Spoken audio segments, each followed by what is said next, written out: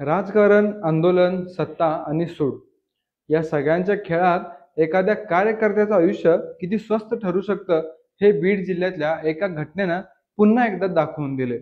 OBC आंदोलनाचे आक्रमक नेते लक्ष्मण हाके, त्यांचे निकटवर्तीय पवन करवर आणि आरोपांचा सावट आमदार विजयसिंह पंडित। नमस्कार, मी रवी, अनफिल्टर्ड महाराष्ट्र ऑफिशियलमध्ये तुमचं स्वागत करतो। मारहाण झाली की नाटक रंगवलं गेलं, हा प्रश्न आज प्रत्येकाच्या मनात घुमतोय।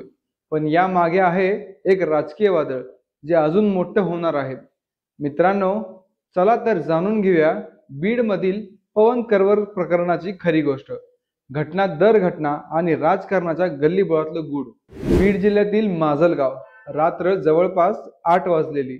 लक्ष्मण हाकेचा विश्वासू कार्यकर्ता पवन करवर हॉटेलमध्ये जेवायला थांबतो। हॉटेलचं वातावरण नेहमीसारखं शांत, पण अचानक 10-12 जणांचा जमाव आत घुसतो। गोंधळ सुरू होतो, आरडाओरड, ढकलाढकली आणि थेट पवनवर हल्ला। त्याला लाथाबुक्क्यांनी मारलं जातं, खुर्च्या टेबल्स आदळतात, गर्दी घाबरून बाहेर पडते आणि काही मिनिटात पवन जखमी अवस्थेत जमिनीवर कोसळतो। घटना बाहेर येते, बातमी चहूबाजूंनी पसरते, लक्ष्मण हाकेच्या कार्यकर्त्यांवर हल्ला। लगेच लक्ष्मण हाके पत्रकार परिषद घेतात आणि थेट आरोप करतात, हा हल्ला आमदार विजयसिंह पंडित यांच्या कार्यकर्त्यांनी घडवून आणला। मीडिया धाव घेतो, सोशल मीडियावर चर्चा रंगते, हाकेचे समर्थक रस्त्यावर उतरतात, आरोपींना अटक झाली पाहिजे, वाद वाढतो। सोशल मीडियावर पवन करवरच्या हॉस्पिटलमधले फोटो व्हायरल होतात, पण इथेच सुरू होतो सगळ्यात मोठा गोंधळ। एका फोटोमध्ये पवनच्या हातात काही नाही, तर दुसऱ्या फोटोमध्ये त्याच्या हातात प्लास्टर बांधलेला आहे। लोक प्रश्न विचारू लागतात, खरंच पवनला गंभीर मार लागलाय का, की सहानुभूती मिळवण्यासाठी प्लास्टर लावलंय? लक्ष्मण हाके ओबीसी आंदोलनातून पुढे आलेले नेते, आक्रमक भाषणं, ज्वलंत मुद्दे आणि लोकांमध्ये लोकप्रियता। तर विजयसिंह पंडित स्थानिक राजकारणात मुरलेले आमदार, त्यांच्या कार्यकर्त्यांचं जाळं आणि राजकीय बळ दोघांमध्ये गेल्या काही महिन्यांपासून वाद सुरू आहे। हाके यांनी केलेल्या आंदोलनामुळे पंडित गटावर टीका होते, तर पंडित समर्थक हाकेवर ड्रामा करणारे नेते असा आरोप करतात। या पार्श्वभूमीवर पवन करवरवर झालेला हल्ला म्हणजे राजकीय युद्धाचं नवं रणांगण। सोशल मीडियावर फोटो प्लास्टर वाद, पवनचे फोटो व्हायरल होतात, नेटिझन्स 2 गटात विभागले गेले। पहिला, हाके समर्थक, पवनवर निर्दयी हल्ला झाला आहे, पंडितांचे गुंड लोकशाही संपू पाहतायत। दुसरा, पंडित समर्थक, हा सगळा बनाव आहे, एका फोटोमध्ये प्लास्टर नाही आणि दुसऱ्यात आहे, हे नाटक नाही तर काय आहे? Memes, videos, tweets, Facebook post, सगळीकडे हाच विषय ट्रेंडिंग। आता लोकांमध्ये गोंधळ, खरं कोण आणि खोटं कोण?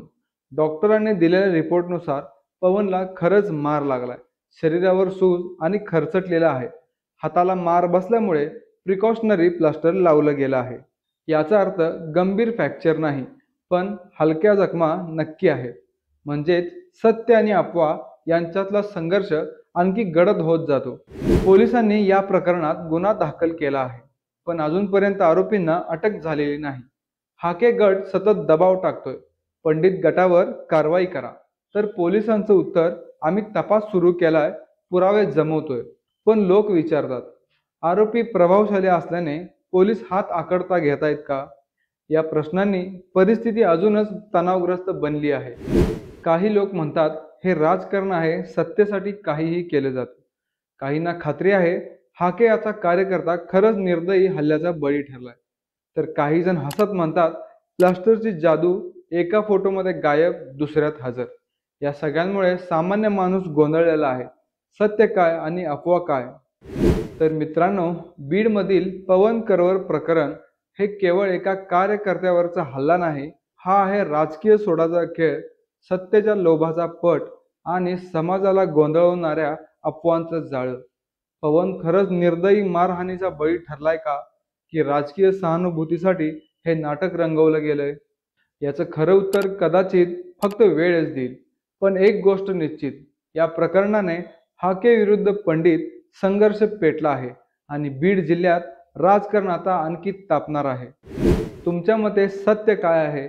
पवनवर खरंच हल्ला झाला की हा राजकीय खेळ आहे? तुमचं मत कमेंटमध्ये नक्की सांगा। असेच व्हिडिओ पाहण्यासाठी आपल्या चॅनलला लाईक करा, शेअर करा आणि सबस्क्राईब करायला विसरू नका। धन्यवाद।